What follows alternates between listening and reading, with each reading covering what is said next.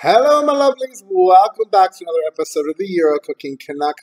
Thanks once again for joining me. I hope you're all well. On today's segment of Memories of Macedonia, we're going to be making something that's pure comfort food again. Guys, what's better than pork and beer? Pork, beer, and cheese, perhaps? Oh, yeah. Guys, today we're making SVINKSO, Pivo, and Kashkaval. And basically that is a pork with beer and a Kashkaval cheese on top. You'll see, guys, the flavors in this are mind-blowing and you're really gonna love it. So without further ado, let's get in the kitchen and make this awesome dish.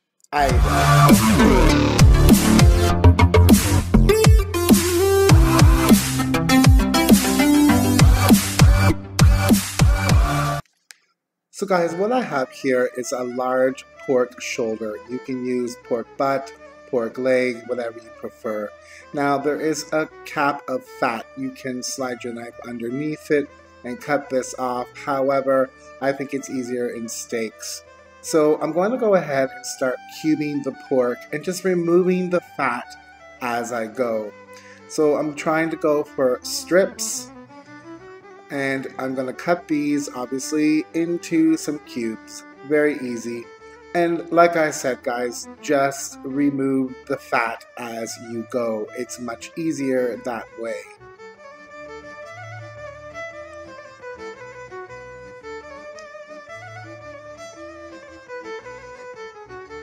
So just set the fat aside and continue with the rest of your pork, cutting into cubes. And the rest I'll cut into steaks. So guys, as you can see, these steaks are cut and you have an edge of fat, which is much easier to trim away, cut off, and then just set that aside. And to these, again, you're just gonna simply cut them into strips, and then again, dice into cubes. Now, guys, you can purchase cubed pork already at your grocery store. However, it's much more cheaper if you ask your butcher for a cut like this, and then you do it yourself. So guys, all of the pork is cut up, and there is the fat. I'm just going to discard and throw that away.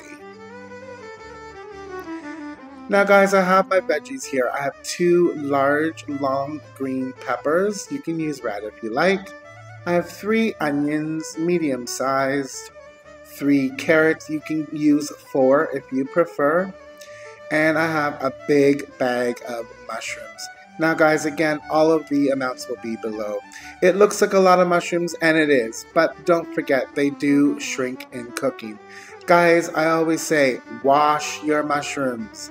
There's nothing wrong with a quick wash and to get rid of that poo and dirt. And I'll set that aside. Right, so all of the veggies are now cut up, and I've cut them into kind of large size pieces to match the pork. As you can see, the onions are just cut in halves and the carrots are in large eye shapes. So I'll just set this aside for now. Oops. Now, I have all my mushrooms washed and they're in this big bowl. What I'm going to do is just remove the woodsy end, and then I'm going to cut these in halves. If you have a larger mushroom, you can go ahead and cut them into quarters. But the small ones, just cut in halves. Again, remove the woodsy ends and cut. This one's a bit bigger, so I'm gonna go ahead and cut it into quarters. Again, one more, and continue with the rest of your mushrooms in the same way.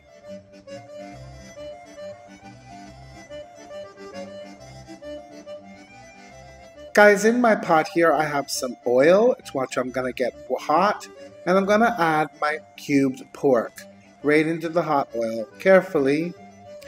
And at this point, all we really want to do is season the pork simply with some salt and pepper and some garlic granules.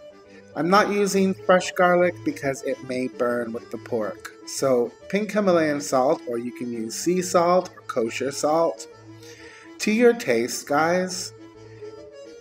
And some cracked black pepper.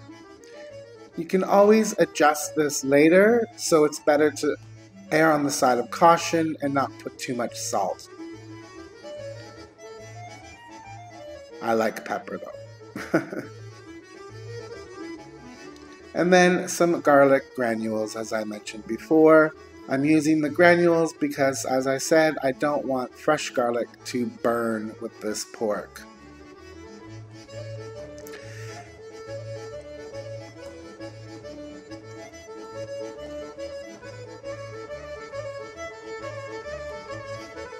And then to give it a little bit of Macedonian flavor, of course, we have some paprika.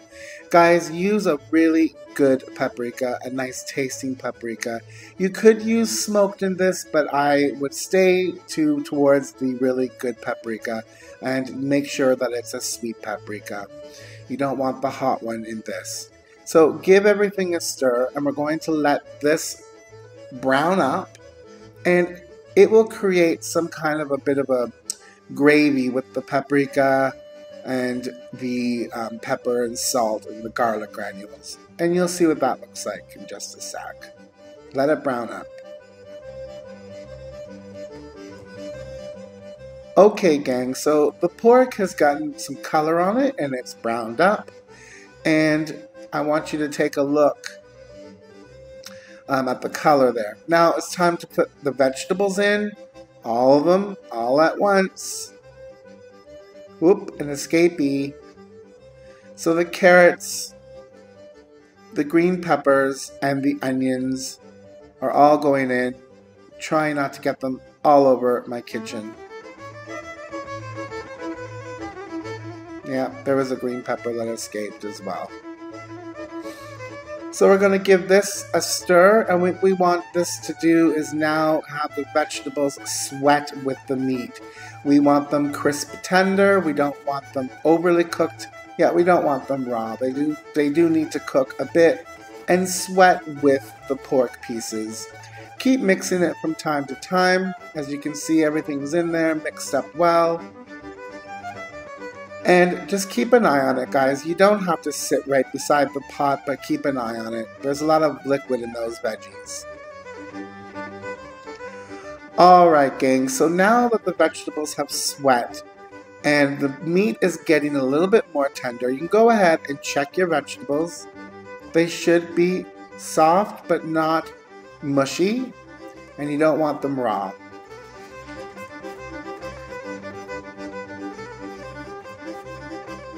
So at this point, go ahead and add all of your mushrooms.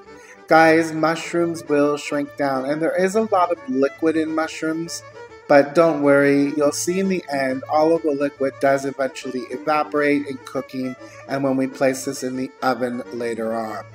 So again, go ahead and mix all of your vegetables and the pork and the mushrooms together and let the mushrooms cook down a little bit more. And then I'll show you what we do next. So guys, it doesn't take long for these mushrooms to get right down. Like I said, they do shrink in cooking, but you still want them to be integral. So I'm going to add some spices now. I'm adding Vegeta, or you can add a Mrs. Dash or a vegetable stock or vegetable cube rather. Then I have some oregano. And guys, I will, as I said, put the amounts below. However, you're going to adjust this later. I always rub herbs that are dried between the palms of my hands to release the essential oils. And then I'm going to use a little bit of sage. Now this is dried leaf sage. It's not ground, but you can use ground as well. So we have the oregano, we have the Vegeta, and now the sage in there. Don't forget, we've already seasoned this with a bit of paprika, salt, and pepper, and the garlic granules. And already, it's smelling awesome. So go ahead and cook this down for a bit more. Alright guys, so our stew-looking concoction is all combined. All of the herbs and spices are in there. The vegetables are getting soft and everything is smelling and looking fantastic. So at this point, I'm going to go ahead and add my beer. In it goes, some for the pot and some for the chef. Again, the amounts will be below, guys. And then to the beer, I'm going to go ahead and add some Passatta, or you can use a tomato puree. In a pinch, you could use tomato juice. So in goes the Passatta, which is basically just strained tomatoes, guys. No salt added. Give everything a good old mix and get them to know each other. And we're going to let this come to a bit of a boil. And then we're going to simmer this for a while. But make sure everything is mixed up. Once this is all mixed in, guys, a very important ingredient is I'm going to add some Dijon Mustard. It really adds a nice flavor. And to be honest with you guys, when I tasted this later, I did add some more. So I will put the amount that I used below. All of these flavors combined really give it such a rustic village taste and feel. They all work so well together. So like I said, let this come to a bit of a boil, and then you're going to turn it down and we're going to simmer this. You want the pork very tender. Alright guys, so our stew is pretty much all cooked up. The pork is really tender. The vegetables are well cooked. They're not mushy. They're still intact and show some integrity. So what it's time to do now is to place this in your casserole dish or your clay pot. I'm placing this in my clay pot from Macedonia. They really cook well, guys. I recommend them highly.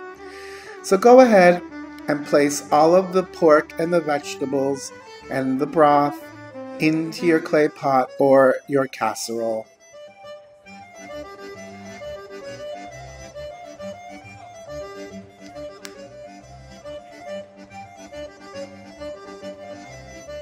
So guys, everything is in the casserole dish. I'm going to put this in the oven for a bit now. In the meantime, I have Kashkaval cheese. This is a mixture of a sheep's and cow cheese, but you can use a mozzarella if you can't find Kashkaval. So guys, our mixture is out of the oven and it's looking fabulous, and what I want to do is just let this come to just cool it down just a little bit, because if you add the cheese on here now, it's just going to disintegrate in there. So go ahead and give it a nice stir and just allow this to sit while you cut up your slices of cheese. It smells fantastic, guys. Alright guys, it's all set and ready for the cheese. So I've sliced my Kashkaval up and I'm going to place this on top of the casserole. Now guys, like I said, if you do not have Kashkaval, you can use mozzarella, or you can use any kind of hard sheep's or goat's cheese, possibly mixed with cow's milk. But you can probably find Kashkaval if you source it out. Try any Balkan shop. It has such a beautiful nutty flavor that there's really nothing like it. But in a pinch, as I said, mozzarella will work. So just continue covering as much of your casserole as you can with the cheese. And try not to eat as much as I did. And now we're going to place this back into the oven until the cheese gets browned and bubbly. And then I'll show you. So here it is out of the oven. It's browned, it's bubbly, it's looking fantastic and smelling great. Guys, you need to let this cool. Like a lasagna, you need to let it cool so it will cut properly for you. Hey guys, it's all done. I let it cool a bit, and it just tastes so lovely. Pork is really tender. Look at that, just fork tender.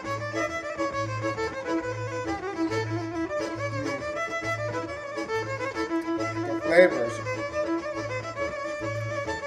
are unbelievable here. Guys, I'm going to enjoy this. Please like, please share, and I love all your comments, as you know. If you haven't subscribed, go ahead, hit that subscription button. It only takes a second. And I'd like to thank you so much for watching this episode of Memories of Macedonia. We'll see you next time. Few pics to follow. Ciao for now.